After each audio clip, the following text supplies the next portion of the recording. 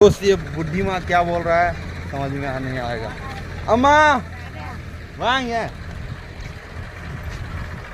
चलेंगे தம்பி வேண்டாம் தம்பி வேண்டாம் தம்பி வேண்டாம் தம்பி வேண்டாம் அப்படி ஹிந்தில என்ன ஹிந்தில போ போ போ போ போ போ வா வா வா வா அப்படினா ஹிந்தில போனா ஜோ ஜோ ஜோ जाओ जाओ जाओ நீ சொல்லு ஹிந்தி தமிழ்ல வராது.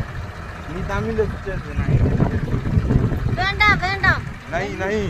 नहीं दही दही दही दही मासी தமிழ்ல பேசுங்கம்மா ஆமா ஹிந்தில எனக்கு புரியணுமல்ல ஆமா